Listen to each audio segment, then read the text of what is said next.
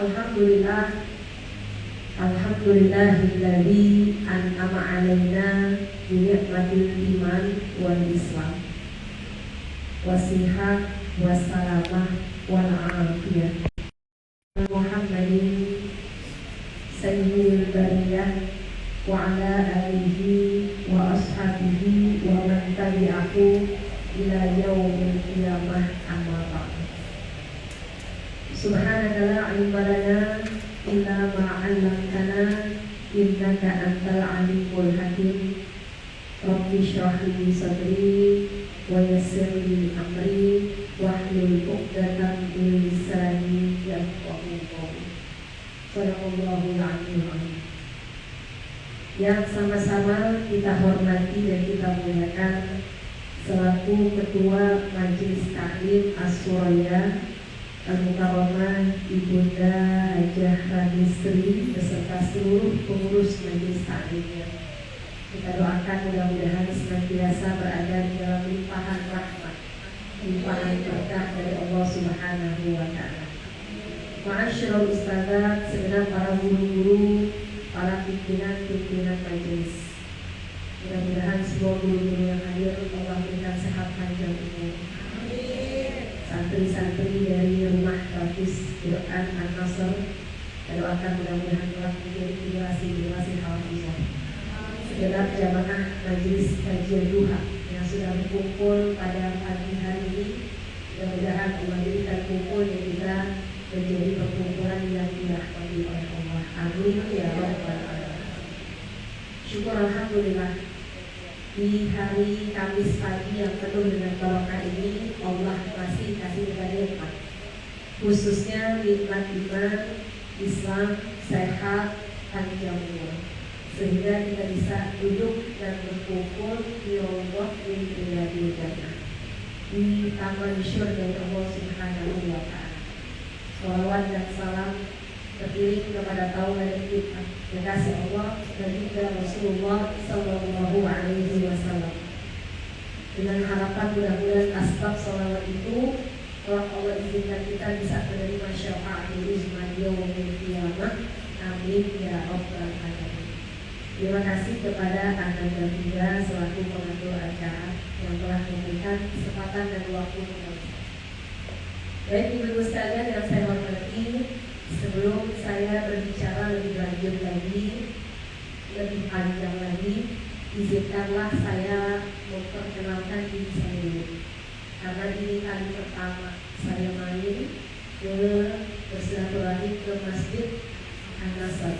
Mungkin ini juga kali pertama ibu ya ketemu dengan saya, karena mudah-mudahan silaturahmi kita ini menjadi silaturahmi yang penuh dengan barokah.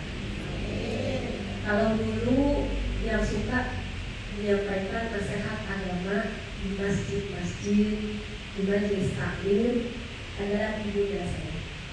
Dulu beliaulah yang menjadi corong dakwah Islam, ya. Beliaulah yang mendedikasikan hidupnya untuk berbagi ilmu di majelis taklim.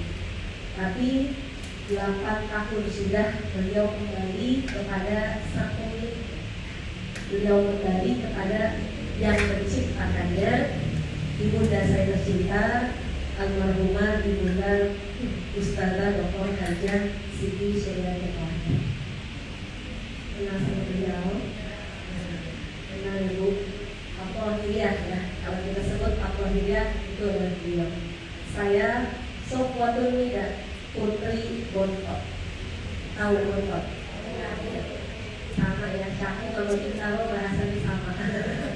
Saya putri Bontot dari almarhumah. Hari ini nyambung ke sini, nyambung silaturahmi. Yang dulu langkah ya, orang tua saya, ibu saya selalu hadir di majelis taklim. Mudah-mudahan langkah kaki saya dari rumah menuju ke tempat ini Allah kirimkan pahalanya untuk orang tua saya di alam kubur. Mungkin juga ibu pernah ketemu orang kayak saya tapi bukan saya, ya. Siapa dulu? Ustazah Fatul Nada, ya. Ustazah Fatul Nada, kenapa? Sama ya. Ustazah Fatul Nada itu kakak saya. Jadi, berapa juga ya. Jadi kalau Ustazah Fatul Nada putri yang ke-6, saya putri yang ke-7. Saya sama Ustazah Nana Bu kayak kancing jepret. Tahu kancing jepret? Kalau udah nempel, lepasnya susah. Karena saya dan beliau bukan sekedar adik kakak, tapi pada cerita, pada curhat dan pada segala macamnya. Jadi mohon doanya mudah-mudahan kami berdua yang mendapat amanah melanjutkan perjuangan dakwah dari orang tua kami. Mudah-mudahan Allah berikan kemudahan jalannya, dan insya Allah ada manfaat yang bisa kami bagi setiap kali mengunjungi majelis-majelis ini. Oleh karena itu kita awali dengan membaca umur Rasulullah Fatihah. Kita minta kepada Allah mudah-mudahan dulu ketika di majelis ini Allah berikan kita pemahaman ilmu. Allah mudahkan kita memahami ilmu, dan ilmu yang kita terima bisa kita amalkan dengan sebaik-baiknya. Jadi kita hadiahkan Fatihah buat orang tua kita yang sudah mulai rahmatullah, wabil khusus bila kewajiban berumi almarhumah ibundaku Ustazah Dr. Hajiah Siti Syarifah Fahir, ayah dan marhum Ustaz Bapak Haji Hasyafir Ahmad, dan jemaah seluruh guru kita semua. Mudah-mudahan Allah ampuni dosanya, Allah terima amal ibadahnya, Allah luaskan kuburnya, Allah berikan kuburnya Allah dan berikan jannah, diberikan dia ila hadratin Nabi. Al-Fatihah. A'udzubillahi minasyaitonir rajim. Bismillahirrahmanirrahim. Alhamdulillahirabbil alamin. Arrahmanir rahim. Maliki yaumiddin. Ihdinas siratal mustaqim. Siratal ladzina an'amta 'alaihim ghairil maghdubi 'alaihim waladdallin.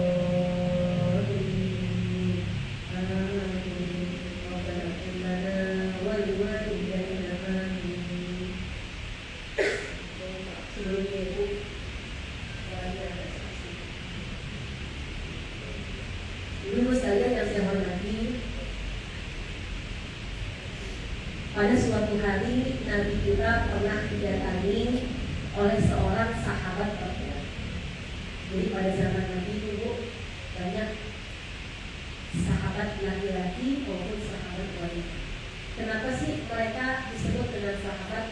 Yang disebut dengan sahabat adalah man laqiya ma'an Nabi, yang pernah ketemu sama Nabi, hidup di zaman Nabi dan ketemu dengan Nabi, mereka disebut dengan sahabat. Maka pada suatu hari sahabat wanita datang kepada Nabi dan bertanya. Apa kata sahabat itu? Ya Rasulullah, bagaimana sih caranya kita nih orang-orang perempuan dipandang mulia oleh Allah? Bagaimana caranya kita sebagai seorang perempuan dipandang baik oleh Allah? Kenapa demikian? Karena kalau sahabat laki-laki mereka berperang, kemudian mereka mati syahid dalam peperangan, syahidnya itu dipandang mulia sama Allah. Ini seperti saudara-saudara kita yang ada di Palestina ini. Mereka berperang, mempertahankan jiwanya, anaknya, raganya. Kemudian ketika mereka mati dalam peperangan, maka mereka dihitung sebagai orang yang mati syahid. Orang yang mati syahid nggak pakai digantiin bajunya, nggak pakai dinikahin, nggak pakai dimandiin, nggak pakai disolatin, sekalipun seperti itu kedudukan sangat mulia di sisi Allah. Kenapa? Mereka tergolong sebagai orang yang mati. Ya, orang perempuan bertanya, ya Rasul, gimana caranya supaya kita ini dipandang mulia sama Allah? Kita nggak bisa berperang kayak orang laki. Kita nggak bisa memegang senjata seperti leluasanya sahabat-sahabat laki-laki mempunyai senjata dan berperang. Kemudian Nabi mengatakan kepada sahabat-sahabat, apa kata Nabi? Ya ayyatuhan nisa, wahai kalian kaum perempuan. Ini sahabat Nabi berpesan kepada sahabat wanita, pun sama halnya pesan buat kita. Ya, kita sebagai umat Nabi, ya, sebagai umat-umat Nabi dan kaum perempuan, maka kita kepengen dipandang mulia oleh Allah. Apa Bu? Dikatakan kata Nabi, ya ayyatuhan nisa, wahai kalian kaum perempuan, kalau pengen mulia di sisi Allah, imla'na sudurahunna, isi hatimu dengan 3 perkara. Kita mulia di sisi Allah, kata Nabi, isi hati kita dengan 3 perkara. 3 sedikit apa banyak? 3 sedikit. Kalau kita pengen mulia dipandang Allah, isi dengan 3 hal. Pertama, imla'na sudurahunna bil ilmi. Kalau pengen Allah memandang kita dengan pandangan mulia, maka isi hati kita dengan ilmu. Yang kedua, kalau pengen Allah memandang kita dengan pandangan mulia, imla'na sudurahunna bil amal. Isi hati kita dengan amal. Yang ketiga, wal adab. Kalau kita pengen dipandang mulia sama Allah, maka isi hati kita dengan adab yang mulia. Jadi ada berapa, Bu? Yang pertama apa?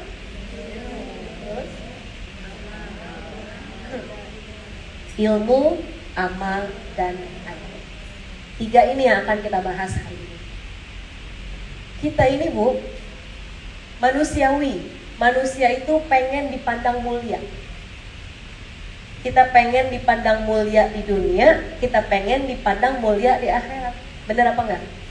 Tapi kemuliaan mana yang lebih kekal? Kemuliaan mana yang lebih abadi? Dunia apa akhirat? Akhirat. Kalau kemuliaan dunia ada batasnya.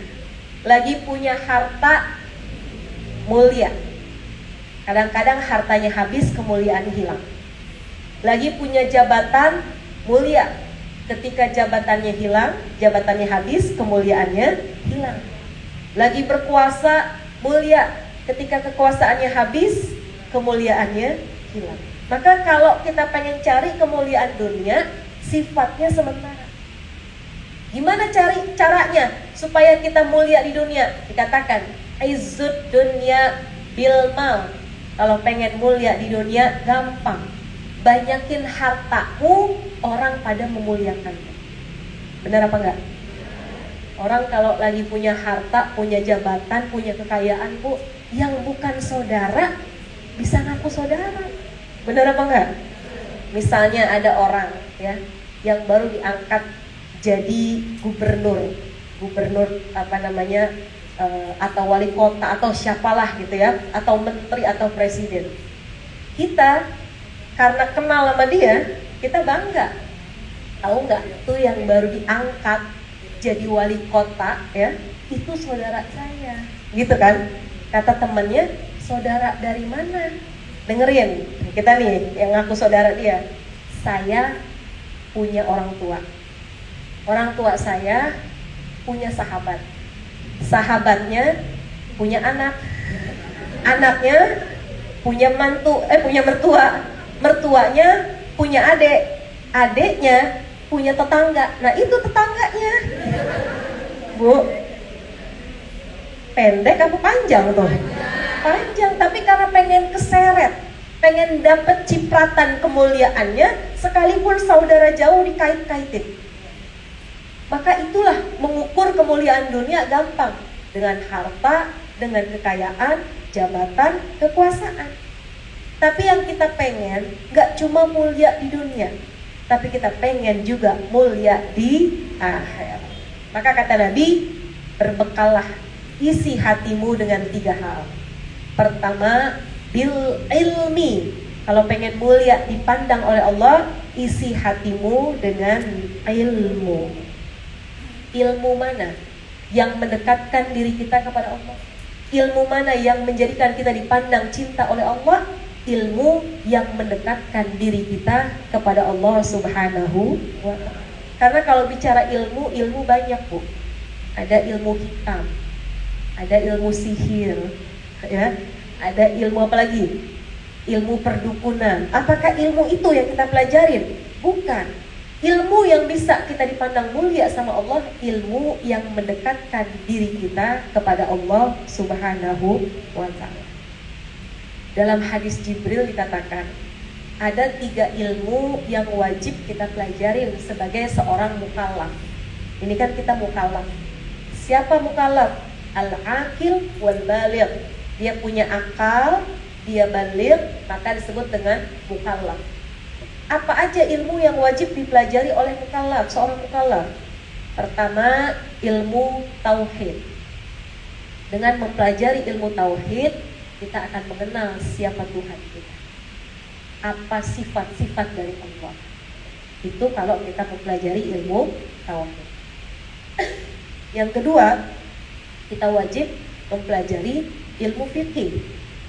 Dengan mempelajari ilmu fikih, kita tahu gimana caranya sholat, caranya puasa, caranya ibadah-ibadah lain.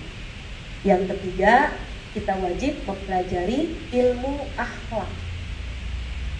Kalau ilmu fikih memperbaiki hubungan kita dengan Allah melalui ibadah, kalau ilmu akhlak memperbaiki hubungan kita sesama manusia.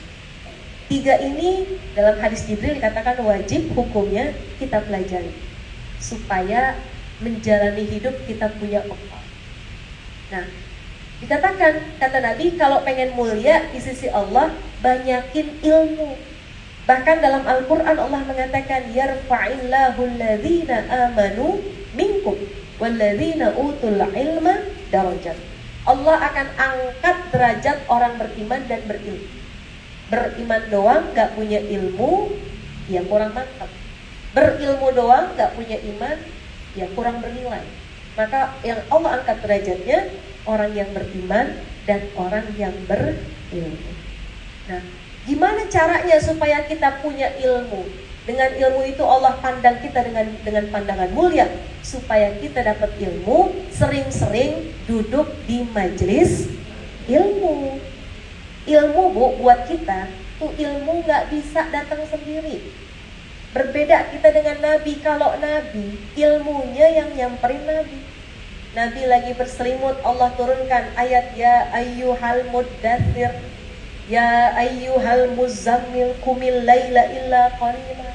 Nabi lagi diem, diturunkan ayat. Berbeda dengan kita.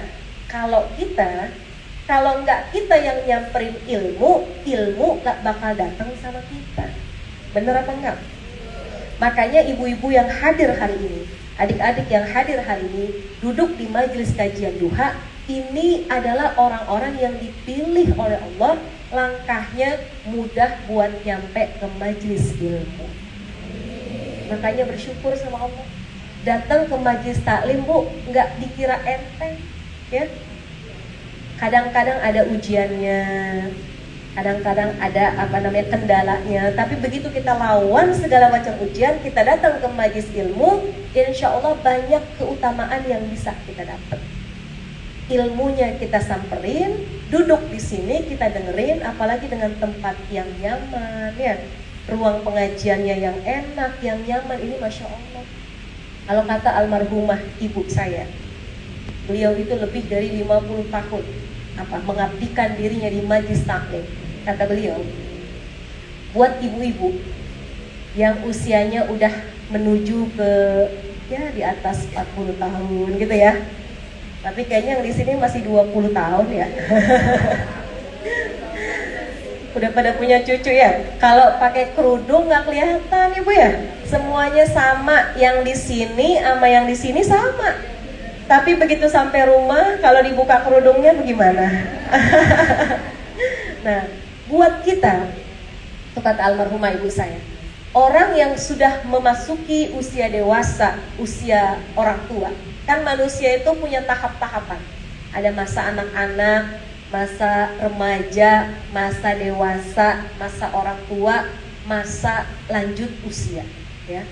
Kalau masa anak-anak, remaja, belajarnya di sekolah, dewasa belajarnya di kuliah.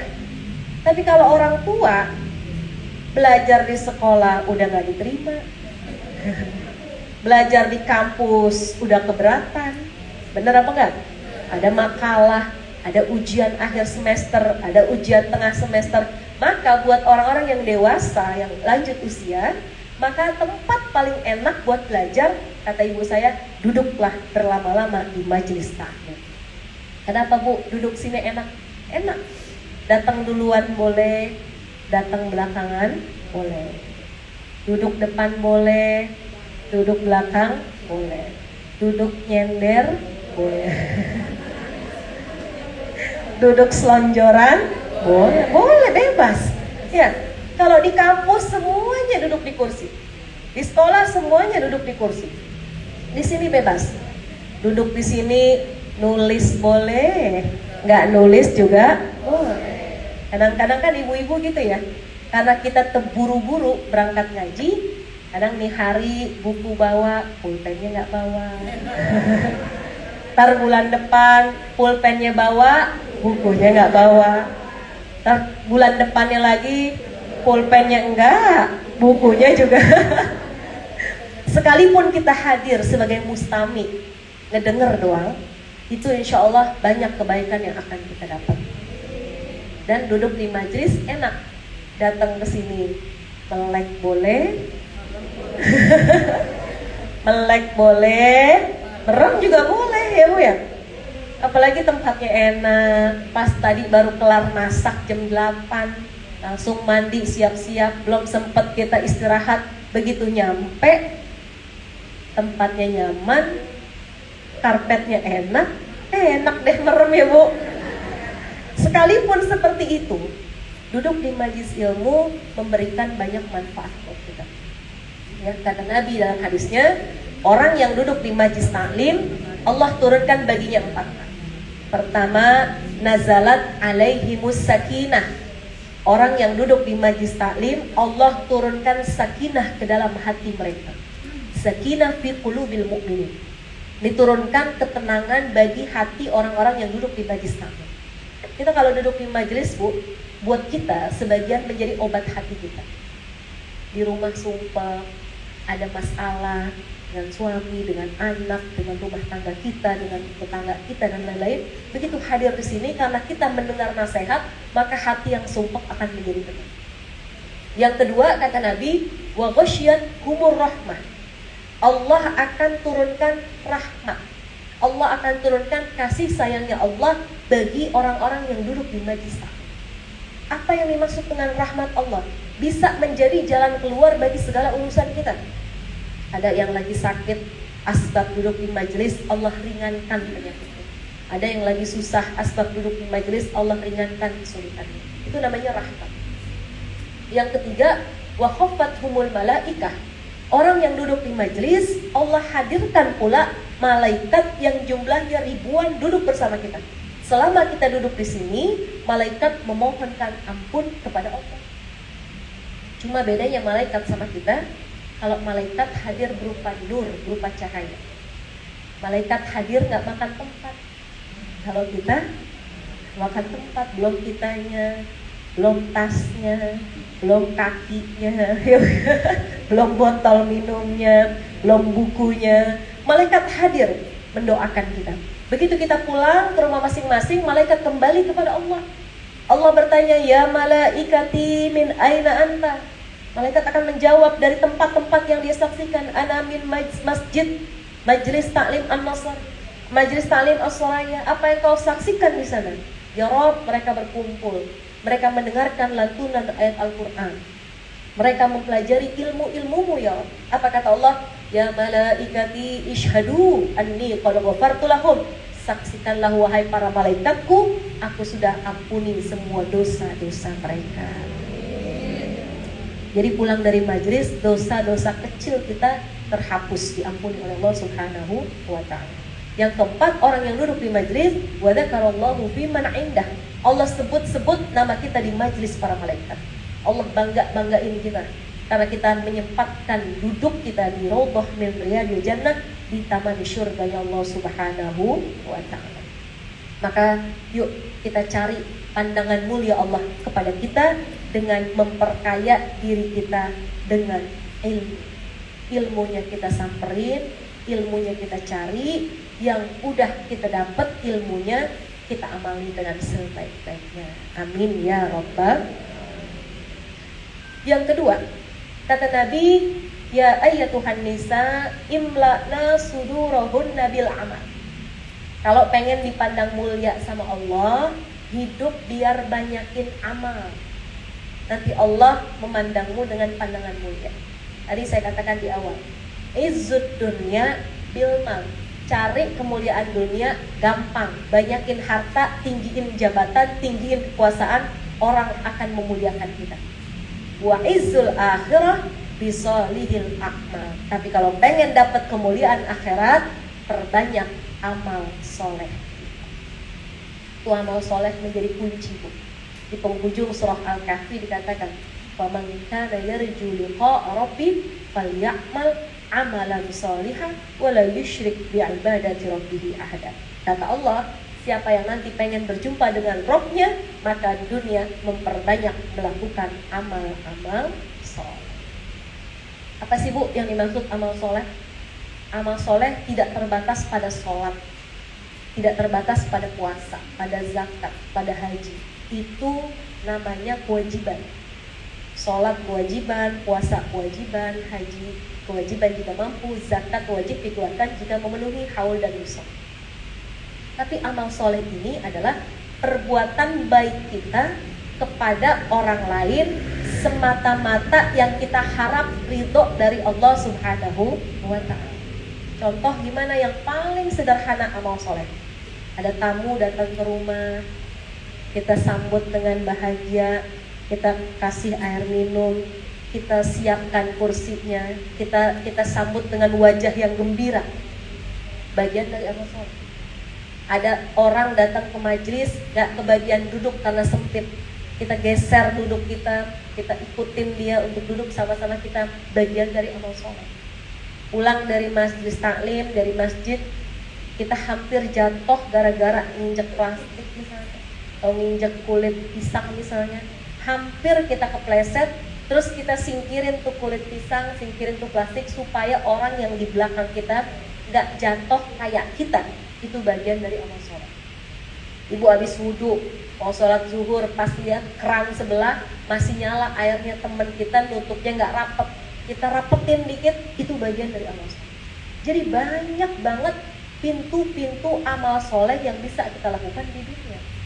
Tentunya sebelum kita ngerjain yang itu tadi, yuk yang mendekatkan diri kita kepada Allah kita laksanain. Zikirnya, sedekahnya, baca Qur'annya, gitu ya. Kenapa? Karena Qur'an kita, sedekah kita, zikir kita, semua akan menemani kita ketika kita masuk ke dalam hidup kita. Dikatakan kita punya teman itu, Bu, ada 3.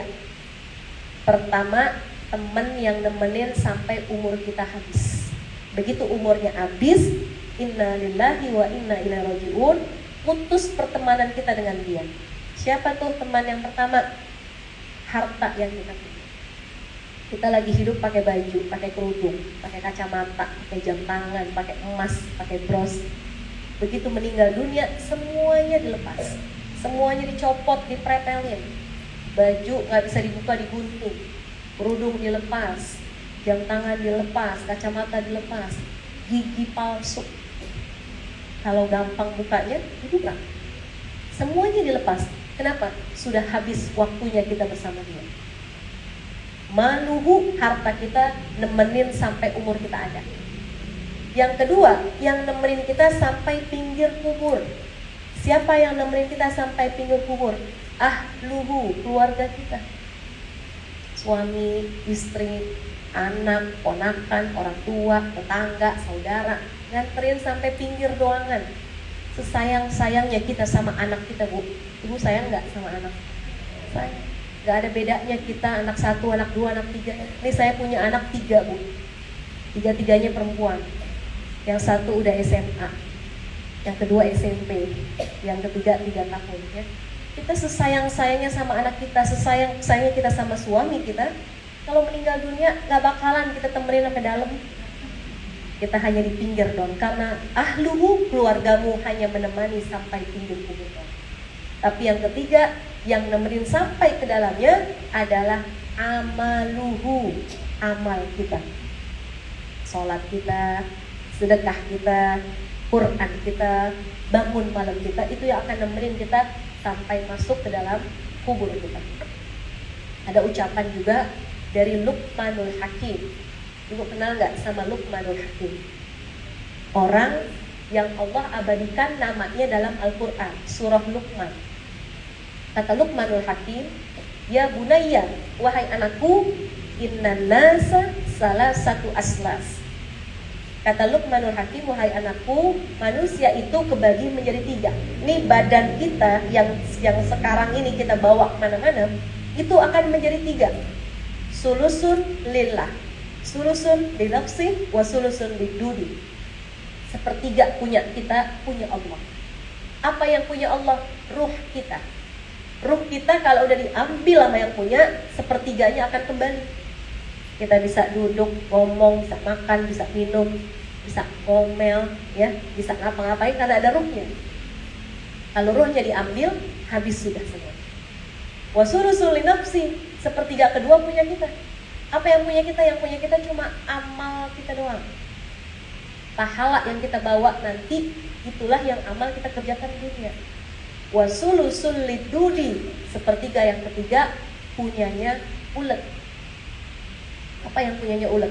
Badan kita, jasad kita, raga kita, yang kita mandiin saban hari, yang kita dandanin, yang kita make upin, yang kita banggain ya sebagai orang perempuan, yang yang menjadi ukuran kebahagiaan kita nih. Kita kan perempuan banyak urusannya ya, tentang urusan jasad kita, jasmani kita. Tapi ketika kita meninggal dunia, lidudi, bukan lagi punya kita, tapi punyanya ulet.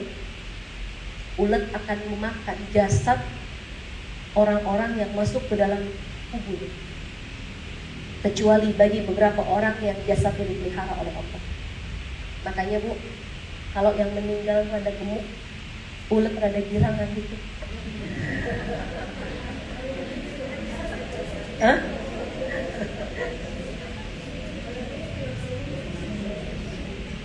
Kenapa girang? Karena datang makanan yang dikirim oleh Allah. Maka yang akan kita bawa itu hanya amal kita. Maka carilah kemuliaan akhirat bisolihil a'mal, dengan amal yang soleh. Intinya kita hidup di dunia Bu, yang penting memperbanyak amal kebaikan kepada orang. Gak usah mikirin hidup orang, gak usah mikirin respon orang, gak usah mikirin sikap orang. Yang paling penting bagaimana sikap kita kepada orang, bagaimana cara perlakuan kita kepada orang lain. Karena yang akan dimintai pertanggungjawaban di hadapan Allah adalah tentang kita, bukan tentang orang lain. Makanya Ibu sekalian, Nabi mengatakan kalau pengen mulia, isilah hatimu dengan amal yang soleh. Mudah-mudahan kita bisa memperkaya diri kita dengan memperbanyak amal soleh kita yang nanti akan menemani kita di dalam kubur kita, insya. Yang ketiga dikatakan, kata Nabi, kalau pengen mulia di sisi Allah, maka isi hatimu dengan adab yang mulia.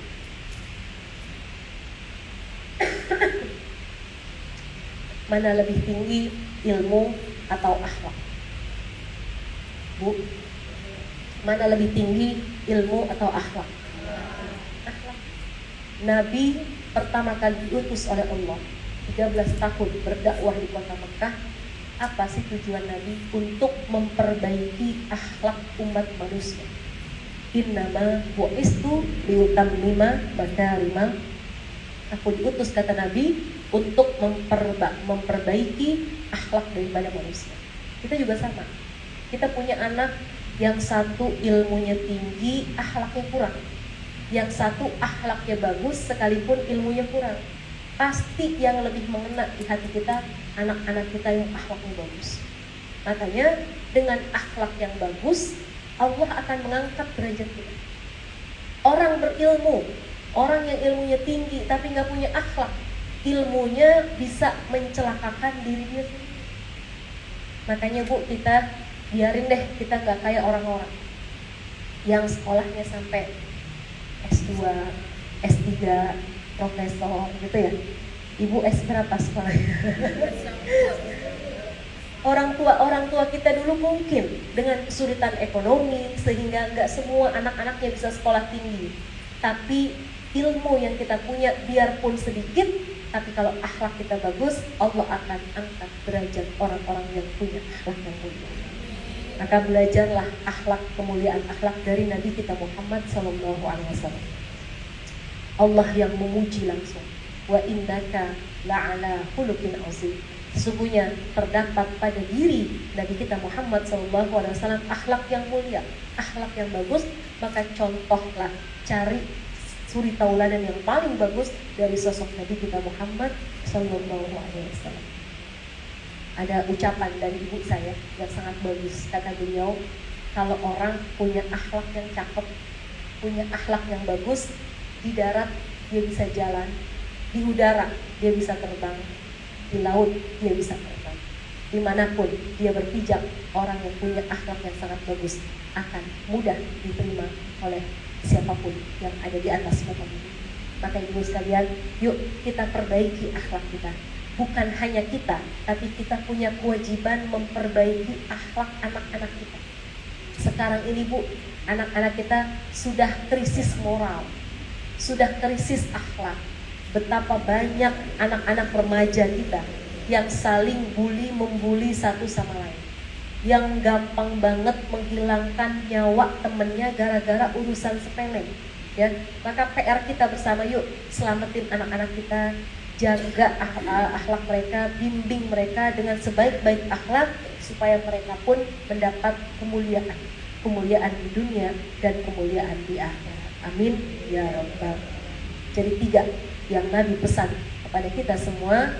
Pertama, kalau pengen mendapat kemuliaan di sisi Allah, hiasi diri kita dengan ilmu yang mendekatkan diri kita kepada Allah.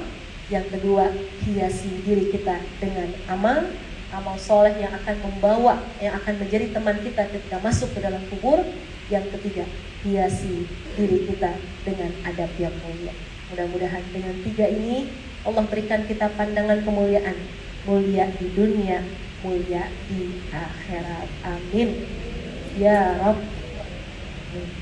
Ibu-ibu sekalian yang saya hormati, gak terasa udah 40 menit saya ngomong di sini.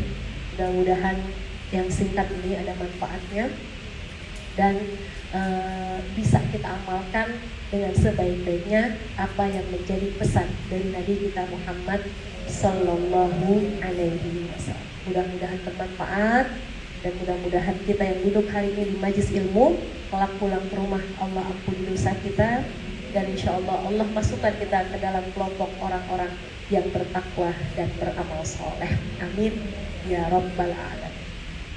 Sebelum saya kembalikan ke MC, kemarin di info ada waktu durasi untuk tanya jawab, begitu ya. Nah, boleh silakan yang mau langsung bertanya. Ada tanya jawab ya, Bu Tina?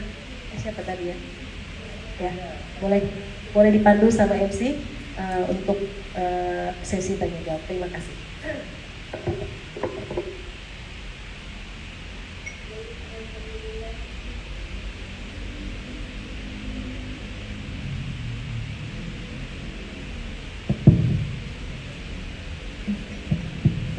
Alhamdulillahirrabbilalamin. Telah sama-sama kita dengar tausiah yang menjadi pencerah untuk kita semua yang telah disampaikan oleh guru kita Al-Mukarramah Ustazah Shaffatun Nida Syatiri. Semoga apa yang beliau sampaikan menjadi ilmu yang bermanfaat dan dapat diamalkan oleh kita semua. Amin ya rabbal alamin. Beranjak ke acara selanjutnya, yakni sesi tanya jawab yang insya Allah akan ada hadiah untuk 2 penanya.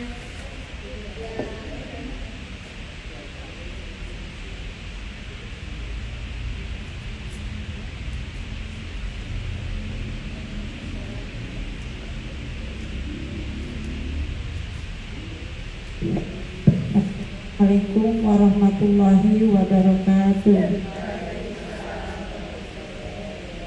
Ustazah, saya mau nanya di luar tema. Saya punya kakak meninggal waktu COVID. Waktu itu, maaf bersedih ya, saya nggak sempat melihat karena mayatnya udah dimasukin di tepi. Sedangkan kakak saya waktu itu masang gigi palsu. Yang saya mau tanyakan, bagaimana hukumnya jika orang meninggal pasang gigi palsu? Terima kasih Ibu saja, saya mohon jawabannya. Assalamualaikum warahmatullahi wabarakatuh. Ya, baik, terima kasih Ibu.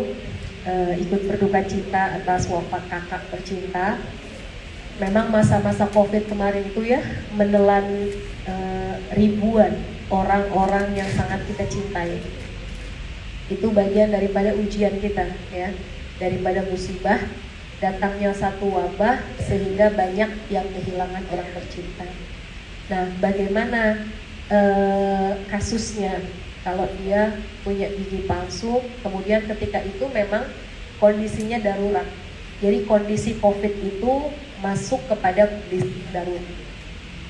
Gigi palsu kalau sulit saja itu nggak usah dipaksa untuk dibuka, apalagi dalam keadaan darurat. Ad-darurah ul mazurah. Darurat itu membolehkan yang dilarang. Jadi kalau dalam keadaan darurat kita nggak bisa melakukan, bahkan kita aja nggak sempat ketemu sama jasad jenazahnya kakak kita, maka insya Allah itu masuk kategori yang dimaaf ya. Jadi segala sesuatu yang darurat itu insya Allah menjadi boleh karena kedaruratannya ya.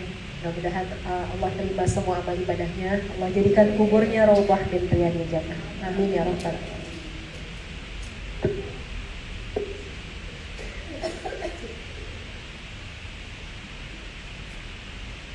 Assalamualaikum warahmatullahi wabarakatuh. Kalau mau tanya soal lewat tema ya, saya tanya gini, ini kita sini di kampung, ada suami yang pamit pergi hari nafkah, dicinta sama istrinya, tapi nggak ada kabar.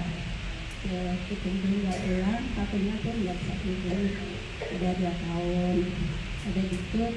Istrinya bisa cerai gitu, bisa cerai, ya cerai, sudah dapat surat cerai. Tapi katanya ada yang bilang karena si suami belum menyatakan mengucapkan talak, katanya cerainya nggak sanggup. Jika sang istri mau nikah lagi, itu hukumnya haram, katanya begitu Bu. Yang saya tanyakan apa benar begitu? Satu itu Bu, satu lagi ya. Mau tanya, katanya istri yang menceraikan suaminya, jika di akhirat nanti dia tidak bisa mencium harumnya surga, apalagi masuk surga. Katanya begitu Bu, apa itu benar? Ya Bu, terima kasih atas jawabannya. Ya Bu, mohon maaf satu lagi. Doa mubarak itu apa ya Bu? Mubarak, doa mubarak itu yang dibacakan apakah sedang keadaan penting kayak di Palestina atau gimana gitu Bu, doanya gimana gitu. Adik saya tanya begitu, doa mubarak apa gitu Bu. Yaudah Bu, terima kasih atas jawabannya dan penjelasannya. Assalamualaikum warahmatullahi wabarakatuh. Baik, tadi 3 pertanyaan ya.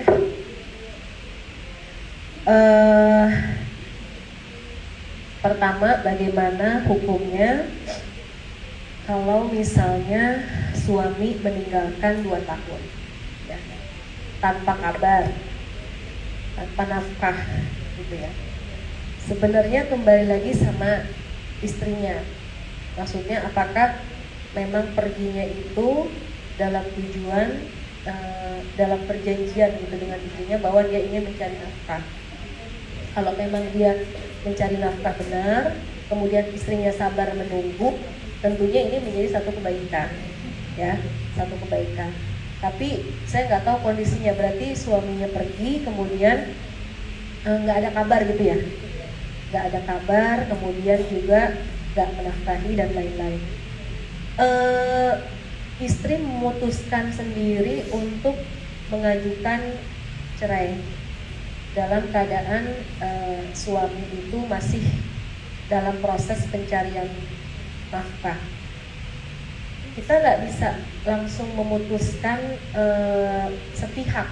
Berbeda dengan gini, berbeda dengan suaminya itu jelas dia ada bersama-sama, tapi kemudian dia melakukan kekerasan dalam rumah tangga gitu ya.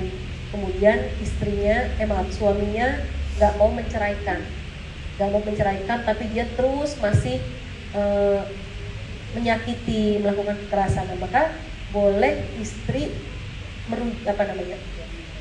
menggugat cerai karena memang dari pihak suami itu nggak ada niatan untuk itu.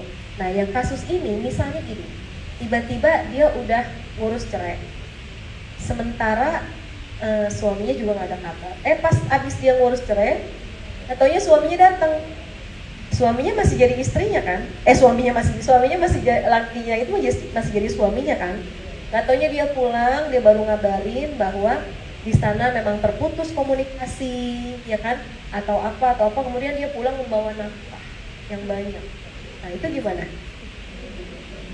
Sementara di mata suaminya ini masih istrinya, gitu. Jadi, kalaupun istrinya mau menggugat itu harus diketahui oleh suaminya, ya kan?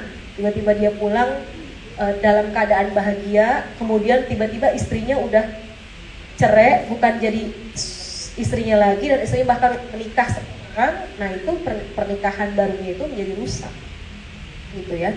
Jadi istri pun kalau mengajukan gugatan itu harus dikomunikasikan dengan suami. Adapun bagaimana hukumnya nanti di akhirat, wallahu a'lam, ya, wallahu a'lam. Apakah nanti istrinya nggak bisa memandang ya, nggak bisa melihat suaminya, itu wallahu a'lam. Yang paling penting selama di dunia kita melakukan bakti kepada suami kita, ya, dan suami meridhoi kita, insya Allah nanti dikumpulkan lagi di syurganya bersama-sama dengan suami kita, ya. Kemudian tadi yang ketiga apa tadi? Doa yang disebut dengan doa mubarak, ya. Nah, doa mubarak itu sebenarnya nggak mesti dibaca saat genting aja, itu bisa menjadi zikir harian kita, ya. Nah, kenapa di Palestina itu membaca itu? Karena memang mereka itu sekarang menyandarkan dirinya memang hanya kepada Allah. Kan bunyinya gimana? La ilaha illallah mawjud fi kulli makan, gitu. La ilaha illallah al-ma'bud fi kulli zaman, gitu kan. La ilaha illallah al-mazkur bil ihsan dan lain-lain sebagainya. Al-ma'ruf bil ihsan. Nah, doa-doa itu bukannya dibaca hanya khusus untuk tragedi seperti di Palestina, tapi setiap hari pun kita bagus buat baca itu sebagai memperbaharui iman kita yang kadang-kadang suka naik turun. Kan iman manusia suka copot ya, tar turun, tar naik. Maka kita baca, apa sih maknanya